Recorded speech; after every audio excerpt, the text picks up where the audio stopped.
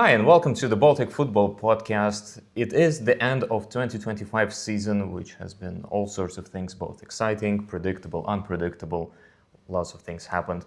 Our first season covering the three Baltic leagues, that has been an interesting experience. And today, we are going to sit down and have our initial review of A Lyga, Virslīga and Premium Liiga seasons 2025. Well, it's been a season where we've been kept busy following three leagues. Yeah. There's been some really fascinating battles. The start of the season had a lot of momentum in all three leagues. Mid-table hiccups halfway through, and then the final sort of 100-meter sprint was pretty fascinating, particularly when you look at the final three games of what happened. Yeah, so I guess let's talk about the overall impressions on the three leagues. I believe, and do correct me if I'm wrong, so Virslīga was decided by 1 point?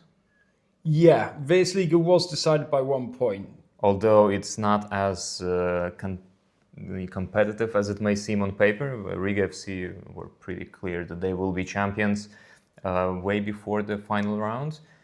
Premium Liiga was decided by 3 points. That one was decided on the day. It went to the wire. And A Lyga was decided by a whopping 8 points, where Kauno Žalgiris were crowned first-time champions like a few weeks before the end of the season. Yeah, I guess right at the end, the most competitive was the Estonian league between Flora and Levadia. It was the halfway points of the Virslīga and the A Lyga which kind of determined the champions. And I'm happy to talk about that a little bit later. Okay. But how the leagues ended up finishing. If we look at the relegation zone, also similar stories. The midpoint of the league was quite a deciding factor, and also everything that happened in the derbies as well. They were quite significant contributors to who won the league overall. And the other exciting thing is, if we do the overall end of year analysis, who scored the most goals and so on, the leading one was the Premium Liiga, 3.18 goals per match. Then you've got the Virslīga, 2.97 goals per match, followed by the A Lyga, 2.66. So best for excitement, in theory, was the Estonian league. And you kind of saw that as well with this sort of end finish with Levadia and Flora. Well, I guess let's start with the Estonian league then. Levadia came into the season as champions, and at the beginning of the season it seemed all but certain that they will retain their crown, but then the club just collapsed. Well, the club is fine. The team just collapsed following their elimination from the European campaign. Remember that painful game against Differdange, or how do you pronounce that? Yeah, the Luxembourg team, the embarrassing result in Europe, which I guess we're not going to cover Europe this season because nothing happened. Yeah, no, I mean, we covered Europe already, but the point is Levadia just crumbled after that. Levadia crumbled, but they were in third place all the way through to, if you're looking, it was only in 20 games in that they managed to climb out of third position and get into second. They were stuck in third up until 15 games in, where they had 29 points compared to Flora in first place, 35. So if you're looking at the Estonian league, the first half of that season was basically Flora leading the way and Kaliu in second place. And not in the beginning. In the beginning, Flora, remember, they had a really, really rough patch. They have a new coach, Konstantin Vasilyev, club legend. His first coaching gig. Yeah. He retired at the end of last season from professional play. Immediately manager of Flora. They started really poorly. First few weeks of the season, they were like a mid-table or bottom of the top. It's only then that they picked up form. Okay. I guess Kaliu, I think the first 5 games Flora were all right. They only conceded 1 and scored 16. But after that, they 10 games in, they conceded 3 goals in the first 5 games. After that, they let in 7 and had a drop of form. Well, Kalju were going up and down all season. Kalju a bit were of up a roller and down, coaster. but they were kind of the most consistent when you're looking at the top 3. They maintain this kind of position. But yeah, I mean, you're looking at when it comes to Flora Levadia, these are the 2 champions of the league, and you kind of expect them to be in a bigger battle. Kalju also, like in the last 2 decades, it's only the 3 teams that won the league, and it's Flora Levadia, of course, but then Kalju did it twice, kind of in between, and they did have chances this year as well, up until mathematical chances anyway, up until like 3 games, up until that game with Flora Paide, with that offside that was not an offside. It was later admitted by the chief referee of the Estonian FA that the decision was wrong, but VAR called. I mean, it's like you could land a plane between the guys, but the goal counted, and it was a draw, and they dropped points. It was a bad decision, and we wrote about it. I think twice even.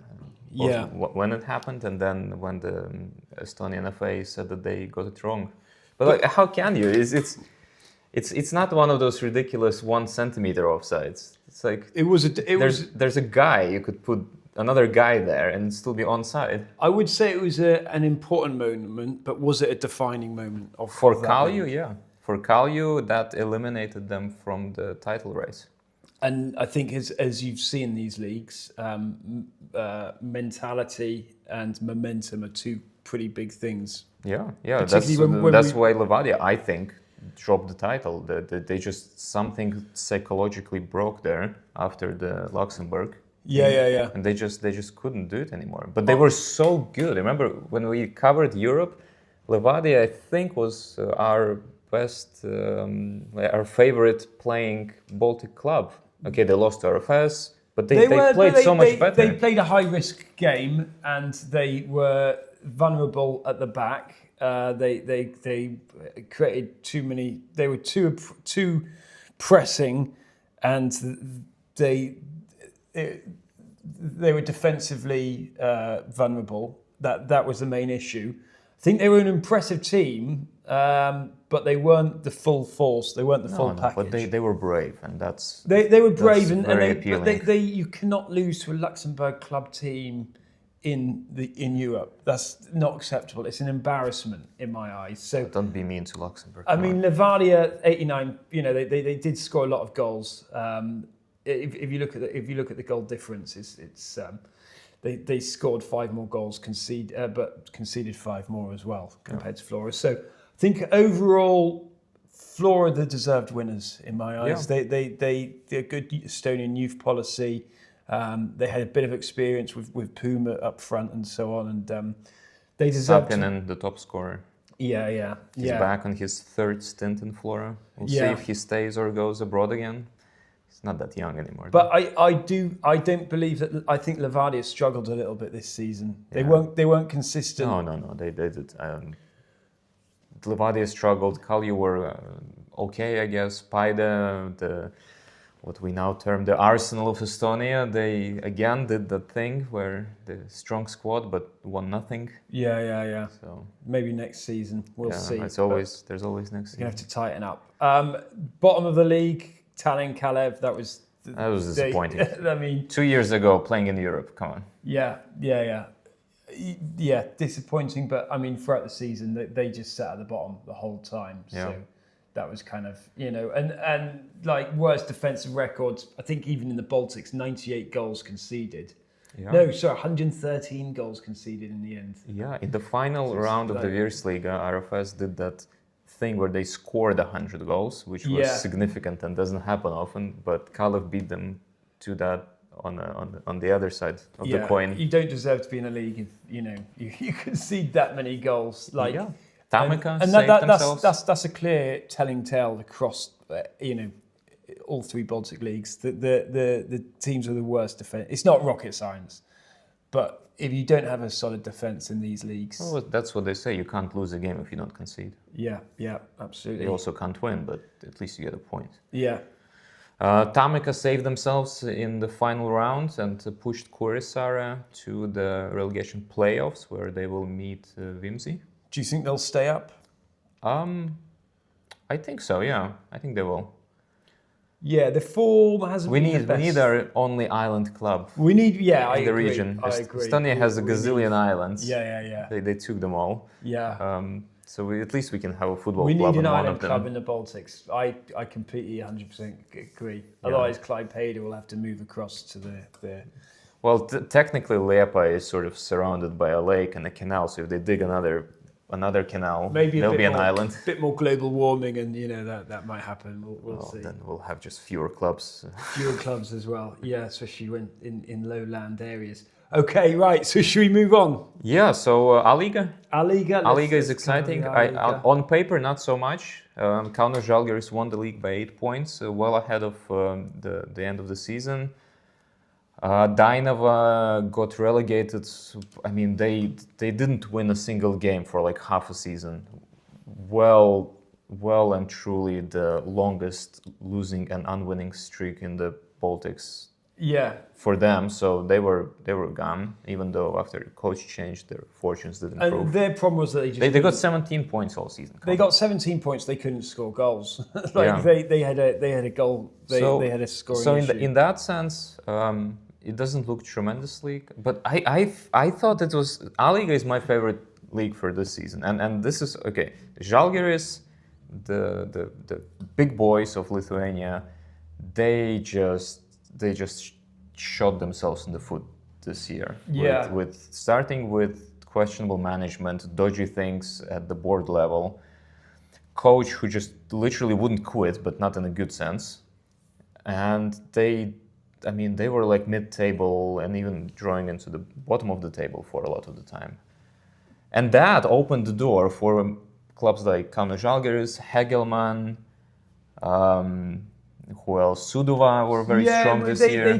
They created competition, but Žalgiris Panevėžys were resurgent, and so the Lithuanian league, it was pretty much up for grabs halfway through the season. Anyone could have gotten any one of these guys. I think Suduva were top of the league for first part of the season. Remember? I think Kauno Žalgiris were the outright winner, and we kind of knew that. No, I mean we just know over that it's halfway. 8 points leads. Yeah. So. Yeah, but no, it was exciting, and it was good to see like a powerhouse club in the Baltics completely slipping up and messing up, but I mean that's the story of the A Lyga. Like the most random teams suddenly get chances to challenge. I don't think Kauno Žalgiris is a random team. They've been No.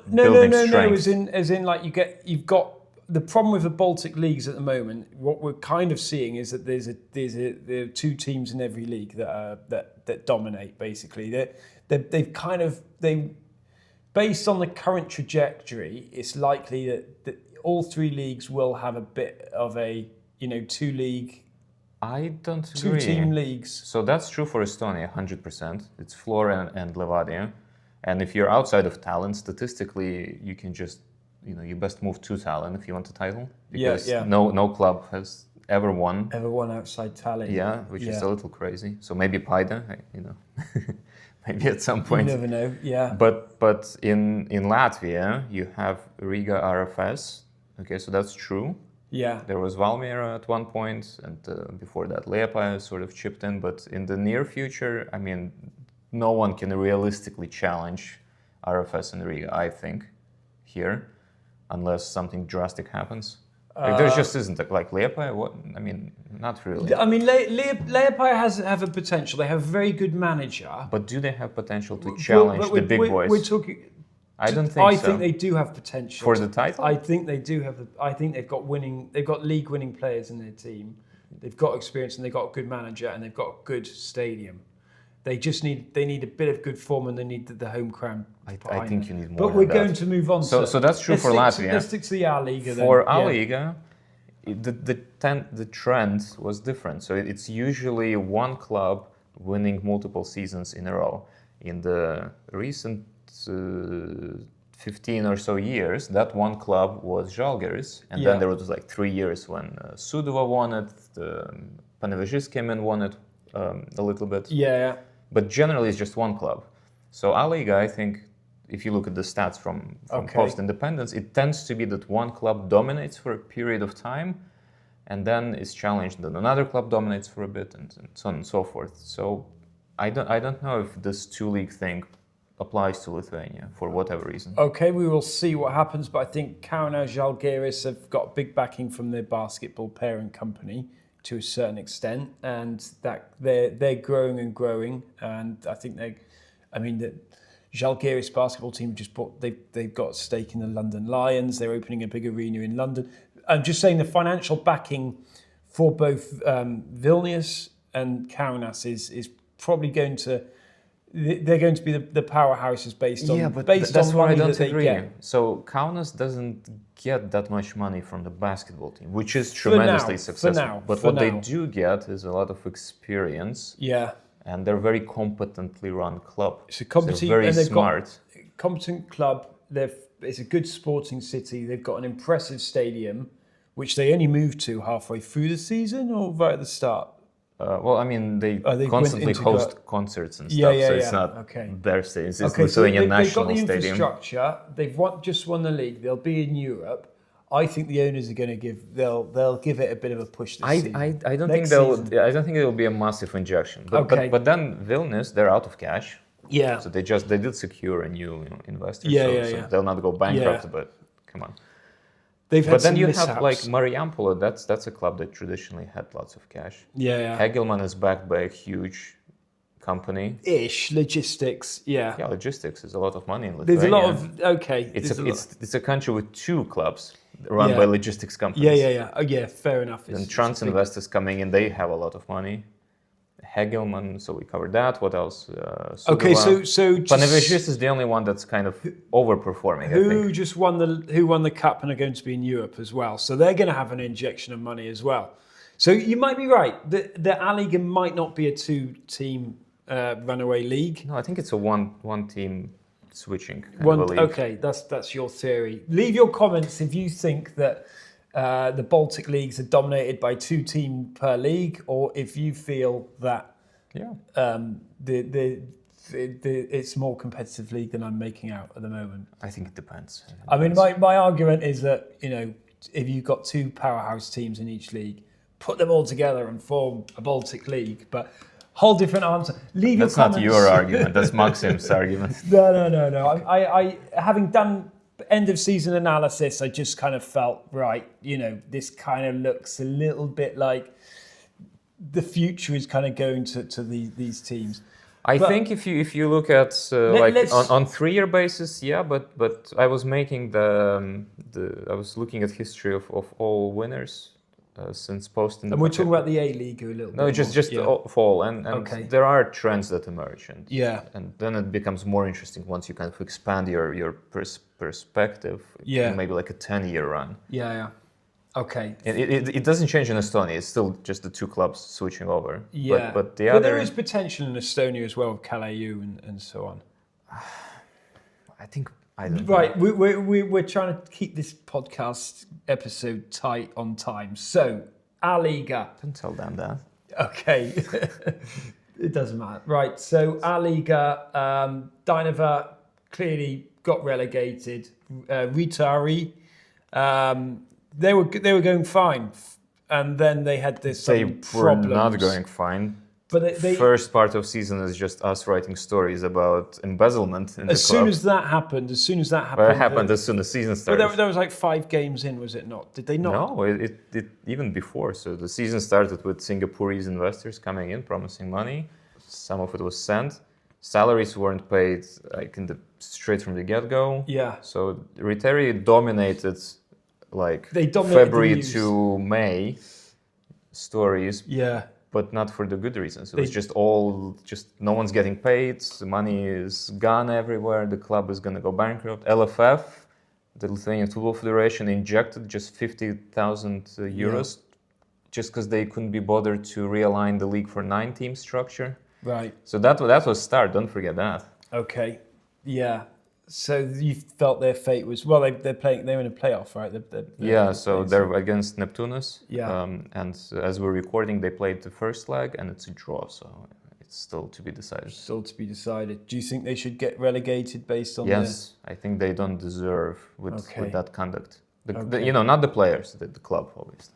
But all in all, I think the A Lyga was a good season. Although Žalgiris Vilnius Žalgiris slipping up was a bit disappointing. Hegelman put up a good battle, but Kauno Žalgiris were the outright winners. Hegelman are the archetype in Lithuania of what you said about defense. They could have gotten the title, but their defending was just so poor throughout the season that they lost way too many points. Yeah. And the coach Skarla, he admitted that multiple times. Yeah, I think like Vilnius Žalgiris, towards the end of the season, their form was good. Yeah. Once they sort things out against their own will. Their leadership restructuring and possibly transfer policies in the summer gave them a good rally to try and get climb that league, climb in a better position. Well, the main thing they got in summer was Levan Talbak, their legendary Romanian striker, but he's like 50 years old, 30. Yeah, they brought the Yeah, you can't keep going like that. Yeah, okay. So they saved the season-ish. They got bronze, which is impressive given how they did for the duration of the season. But I mean, that's. Yeah, they slipped up. They made some stupid errors, and they were very disappointing overall. It just shows when a board or owner can't make a decision and plateaus along. Because we'll look at the Virslīga and the decisive actions taken. Well, not so decisive actions. I think sometimes there's got to be a little bit more faster decision making on clubs that are slipping up and messing up and to change personnel, and that's possibly an issue. Yeah, or has been an issue. Okay, so I guess moving to Virslīga, you're talking about Grobiņa. Yeah. So we start with the relegation side of Grobiņa. Grobiņa were they set the bar high in the beginning because they got change in ownership. They were rumored to have a sizable budget at the beginning of the season, and then they did absolutely nothing with it. Yeah, they ended well, but they started poorly. And they went through the middle poorly. Mid-season momentum was really bad. I think this season, out of all the teams I watched, I think Grobiņa were probably They were just nothing. They just didn't have the Liepāja derby died. Yeah. Because, they neither played well, nor did they use local players anymore. So it just became like a much, much less exciting Liepāja squad.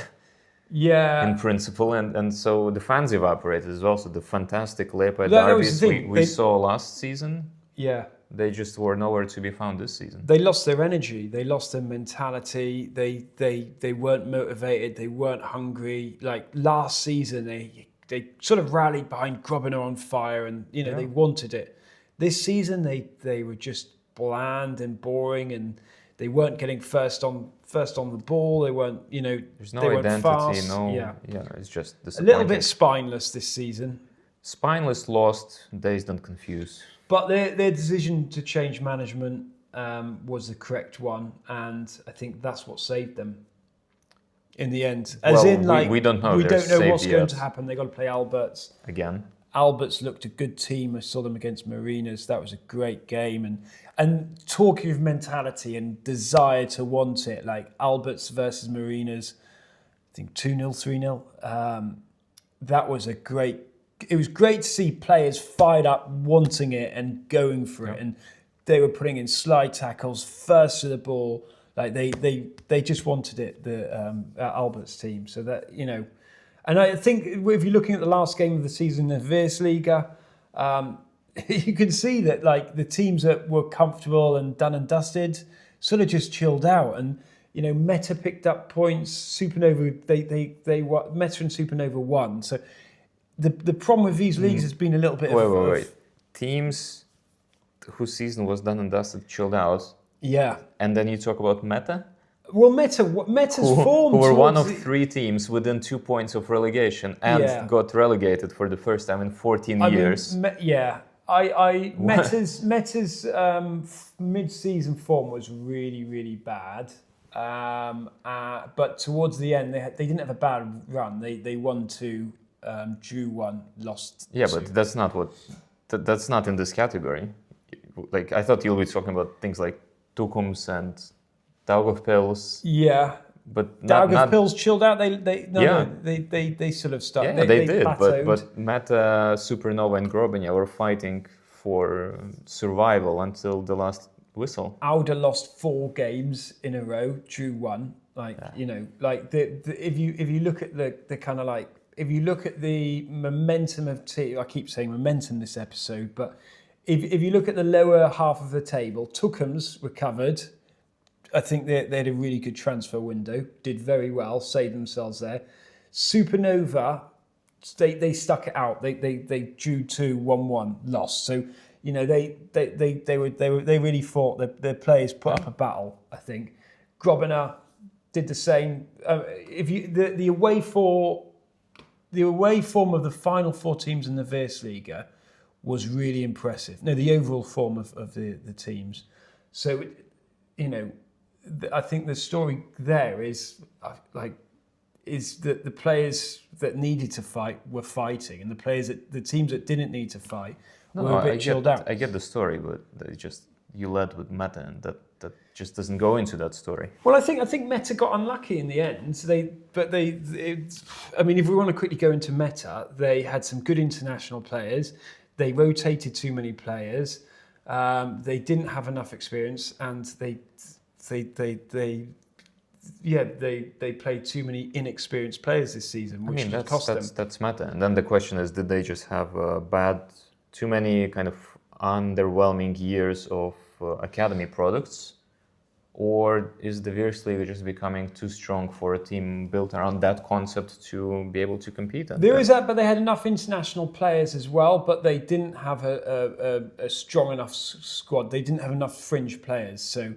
I think the federation increasing the cost of international players affected them because they couldn't have as many players as a result, and therefore they took on more inexperienced Latvian players who just weren't up to the level that they required. So they had a shortage of fringe players. Some players in summer. Grabowski's went to Iceland over to Denmark. To B36. Yeah. So they lost some players, and their transfer window wasn't the best either. So I think you can see why Metta didn't come out of this league. But still, end of an era. The team that up until this season held the honors of being the longest tenured team in the Virslīga, 14 years, is now out unless we get a 12-team Virslīga suddenly. Which is there are rumors. Share your comments below if you think there should be 12 teams. It's a bit of a debate at the moment, but would you like to see the Virslīga with 12 teams, or do you think it should stick to 10 like the rest of the Baltics? We'd love to hear what your thoughts are. Or shall we just fold the second tier and have a proper European 25-team league? And then we can have our own Baltic league without Estonia and Lithuania. I mean, it would be cool, but I think give it 5 years. There needs to be more investment, and there's still, it's a semi-pro down below. If history is anything, in 5 years we'll have a 7-league team again. Well, hopefully that will never ever be the case. I think even since we've started, the levels of professionalism that is coming out at the moment is improving. It's not players, it's the financial precarity of clubs. It's financial, but we're seeing investments come and go. There are movements. And anyway. So Riga FC won it. A little bit unexpected at the start of the season. They did struggle, and RFS have been on the roll for a couple of years. Yeah. So did they win it because they were strong, or because RFS sort of collapsed a little bit this season? I think is bit of both. If you look at that, Riga dropped. They lost 2 games. They did lose 2 games, but in recent years that's sort of standard for the champions. Yeah. Well, I think there was a few deciding factors with Riga. Their holding midfield Ankara was the glue to that team. He made a big difference because they really lacked in that position a holding midfielder. So they fixed their issues. The new manager he unified the team a lot more. They won 2 out of the 3 derby games. 4. 2 out of 4. Well, in the league, we're talking about the league, right? There are 4 laps in the league. Okay, I had 3. I'd logged 3 in my notes. So they So won 1-0. Riga won 2, draw. RFS won the final one. Okay, yeah. So 1-0, 3-1, draw, and 4-3. Okay, so I think they won the. So RFS lost 5 games.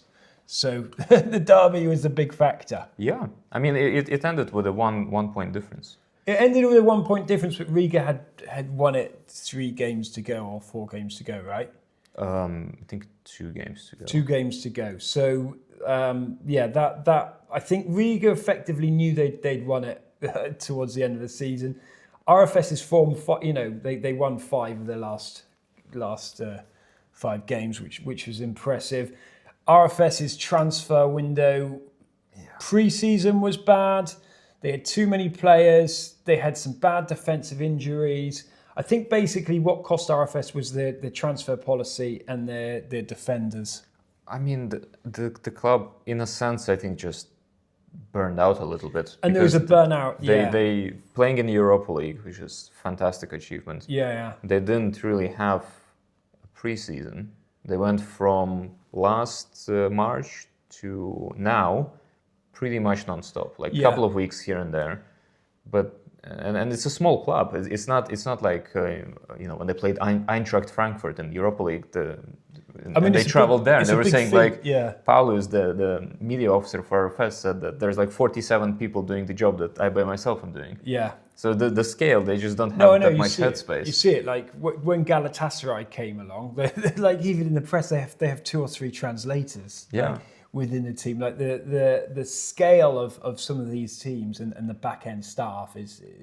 And you just don't have that here. And smaller teams still, you have like literally you can count on one hand the number of people running the whole club. Yeah. So I think whereas Riga, in my kind of perception, stormed to the title. Were fresher. They were fresh. They wanted it. They after a bad start to the season, they kind of.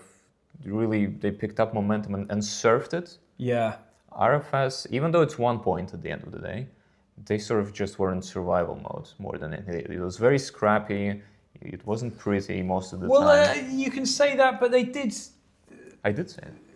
But RFS changed a lot. They brought in a lot of new players. No, it's too many players. Many disappointing. They failed to blend the players in fast enough, which is understandable. Like it was a team. But also injuries. Like there's so many injuries. Prenga out in Super Cup. Yeah. Key defender. Yeah. Sleda came in also injured. The season, but Vieps came in and he did Vapes quite a was good job. fantastic. Vapes, honestly, the discovery of the season for me in that squad. Okay. Odesharia carried a lot of the first part of the season, then injury. Yeah. Didn't come back until, really ever since. Yeah. Strikers injured. They ran out of defenders at one point. But they ran out of defenders, but they had enough players. They had so many players on the books, but no one to play. Ng, who was really impressive and almost, rumors were he was going to be signed by Anderlecht. Yeah. Just where is he this year? Yeah, he got carried away with a potential transfer move. I think their wing backs they didn't have enough options of wing backs. There were certain areas that they didn't have enough players in, but then they had too many players, particularly in attack. Like Clement came in, didn't kind of do much in the end, and but they had too many attacking options, not enough defensive options. Then they bought Wouter for $500,000. Yeah. Who did nothing. Do much. Yeah. Okay, yeah. He has a decent long shot and he scored, I think, a couple of goals at the end, but not when it matters. I think RFS were a team in transition this season. They might have burnt out a little bit. That could be an excuse. They might have had injuries, but they brought in too many players and they didn't quite know their system. But towards the end, they became, a really solid attacking team. Whether they can go into Europe and play the same as they played at the end of the season is questionable. But they'll come back next season. They'll put up a good challenge. No, if they manage to sort out the squad, or maybe get some players out who didn't perform, have a bit of time to actually get to know one another and gel this new squad together, and if they play like they played in the first half of the final Riga derby, they will challenge for the title again very, very seriously. Yeah. So let's see. That's a question for next season. Leave your comments on where you feel RFS went wrong and what went right for Riga FC. Yeah, I mean Riga were also much fitter, honestly. Gula did an amazing job with the squad. Gula's a great manager. He did something special. I think he's the best Riga manager I've seen since I've been in Latvia. But all in all, it was a bit of a predictable Virslīga. I think you mentioned Jurgis Khan's got them to the cup final. I think he was a bit burnt out, having gone from the Cambodian league straight into, hadn't really had a break. I mean, that must have been quite difficult. I think Khan's has so much potential as a manager, and he was a great player. But so I think he has the same problem that many entrepreneurs have, in that they overpromise and underdeliver. And with him, personally, I feel the issue is that he also doesn't take any responsibility. Remember what he said when Auda crashed out to Larn in Europa League? That was poor. Instead of saying, we did a terrible job and we let this go, when we could have taken it. He should have been more He accountable. said, what's the point of playing in Europe? Like, it doesn't help anything to anyone. That's not acceptable. I do agree. That's not helpful. Yeah. Any Latvian team or any team in the Baltic leagues have the potential to qualify for Europe. There's no doubt about it. And I think it's a little bit of a fine line between a manager who is controversial and outspoken and like this Jose Mourinho type of persona, which is what he sort of was more during Valmiera days. And then if you're just outright out of touch, myopic, bonkers person. But yeah, and this with Auda, he sort of leaned a bit too much towards the Auda. He got annoyed and he couldn't find the players that he wanted to work with and so on. But you're the manager. That's your job. That's your job. If you get a perfect team, what's the point of you? We'll see where Jurgis Khan goes next season. And he was talking about that at Valmiera as well. He was complaining that But talking of Valmiera, they got promoted this season, so that's exciting. Hopefully see them in the Virs. Hopefully they can do a sort of like Wrexham and go from league to league straight back up. If you have €100,000 to donate them for covering their tax bill, but short of that, club. I don't think they'll get a license. They've still not paid their tax? Nope. Okay. So I don't think they'll get a license for second Please, tier. Valmiera, board, pay your tax wherever you are, whether it's in Switzerland or elsewhere. So Auda was a failure this season, I think. Compared to Auda of last season, that team was solid. Liepaja finally... I think Liepaja were a failure this season in my eyes. I think they failed to live up to a third. To win the league. They just, 61 points compared to 88 points in first place. That is not an acceptable gap. I think you're forgetting what Liepaja was like for the past 3 years under Tamas. They turned up every time I saw them play. They turned up as a second-rate team, and they were not hungry enough to want to get a result. I don't know. I disagree. They could have been quicker, sharper. Resemble a football team this year. I think I disappointed. deem Liepaja a failure this season because they did not put up any kind of fight against the big teams. They finished third. They finished third with 61 points compared to 87 and 88 points. Like that gap. Yeah, it's just 20. What was the gap previous years? Liepaja need to work on believing that they can win the league, and they need to work on their psychology to think that, the fine margins of football, don't concede, hold it tight, and try and get a goal. Andreas Alm, you heard it here. Frank has the solution. You just need to win everything. And that's the... Just tighten up the games. Don't concede 3 goals or so on against the Riga teams, and you can't just go out attacking. You've got to try and figure out a bit more of a game plan. So hit us up. We'll send Frank here, and he'll sort it out. Why can't Liepaja win the league next season? Please tell us. They probably can. Leave your comments on what your thoughts are. Quick notable mention for Jelgava Supernova. Good transfer policy for Jelgava with their connections with the Czech teams. Supernova, fair play to Perkons. He had a good season. He set a record. Yeah, for what? Oh, you don't know? What the record for? For. You're going to tell me, aren't you? I'm surprised you don't know.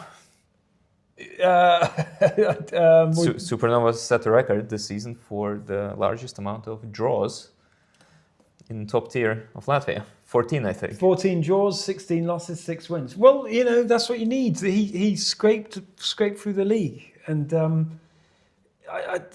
were one of the best teams I watched this season. Supernova, really? Yeah. Ah. Because the players were fired up every game. They had the ability to snap out of playing poorly and trying to turn it on a little bit. So why did they not win the league? Is it they didn't have the quality? Same advice as Stilepa? They didn't have the quality. They didn't have enough fringe players. Yeah. But they had a manager who had the ability to get them motivated and fired up, and they had the right mentality this season. And tactically, they were astute as well. They were good tactically. So, was it them who at one point complained to you that game after game you don't cover them too much or something like that? I vaguely remember the start of season. I'm saying the teams that I watched this season, but that's not the question.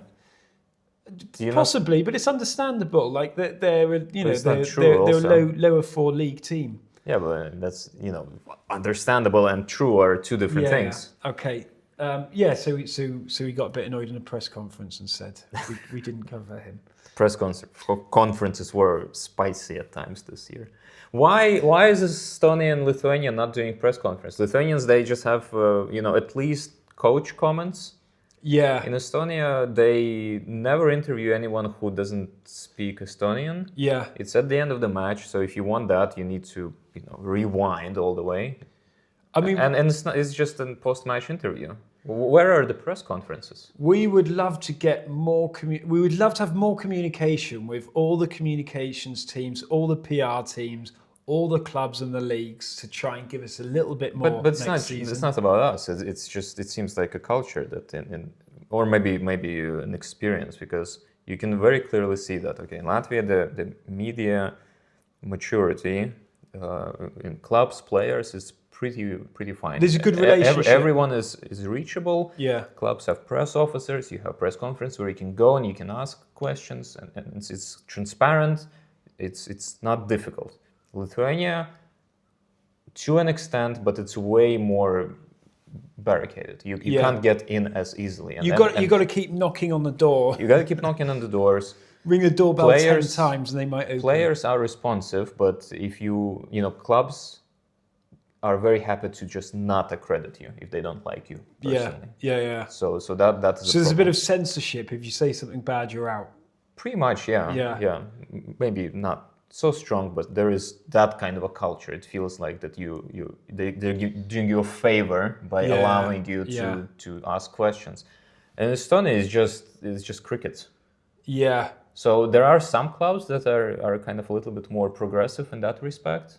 And I'm excited that Gnome United are back, because they are one of those clubs. Yeah, they proactively reached out to us, which is good, and we're looking forward to talking to them. But even before that, and they did set a record for A Lyga, by the way. Yeah. So that's congratulations. But I mean, it's not good for football. Yeah. And for fans if you don't engage with the fans. Yeah.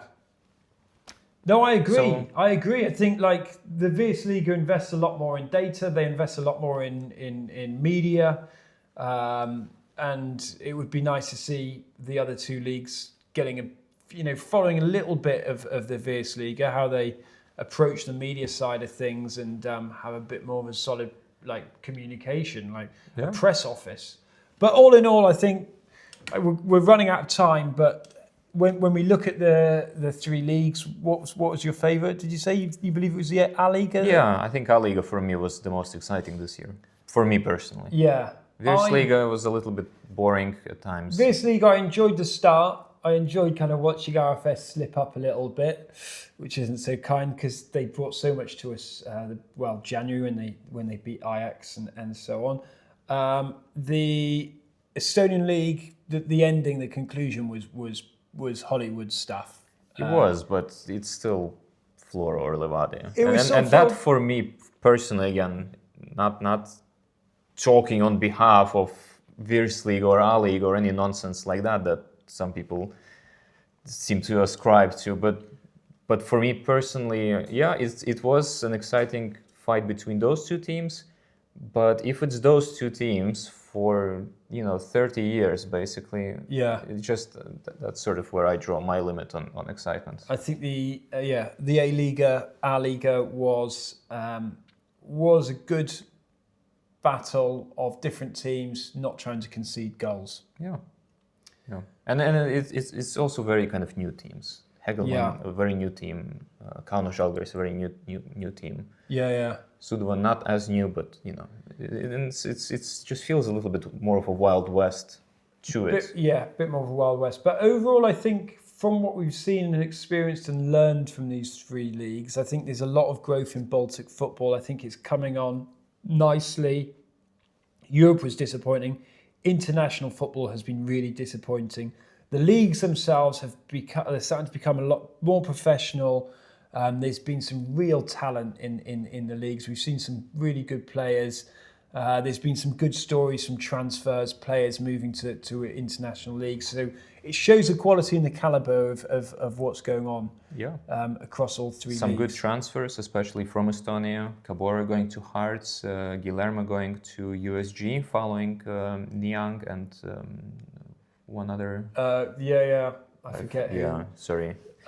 Toulouse, Wolverhampton. I mean he's already. That's all that. It's too many points of separation. But the point is that these leagues that they've been professional. They've brought some really good quality.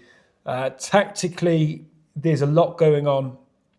Every team has their own style of play. I learned a lot from interviewing Williams, the defender from Wasi Williams from Daugavpils actually, and how different teams approach, and even like tactically setting traps and so on. So each league has brought something different, and it's been a real entertaining season, and we can't wait for next year. I think to me the biggest eye opener looking at these three leagues was just how different each is from the other. Yeah. Because we grouped them under the Baltic, which even that isn't entirely correct. We'll not go into why, but each has its own character and they are different. And we have talked about the Baltic League in the past. Okay, it's not going to happen anytime soon, but it would be so interesting to see. Well, you never know. Changing leadership can. We're not going to go into there, but in some places, change in leadership seems less plausible than others. Let's put it that way. But there is definitely something for everybody in this region. Yeah. Whether you like things that A Lyga can give you, whether you like things that Virslīga can give you, it's the Premium Liiga that can give you. And they are different things. And that has been fascinating. And we've come across a lot of ground hoppers this season, travelling from, whether it's starting in Helsinki, going through Tallinn, over to Riga and Vilnius, Kaunas.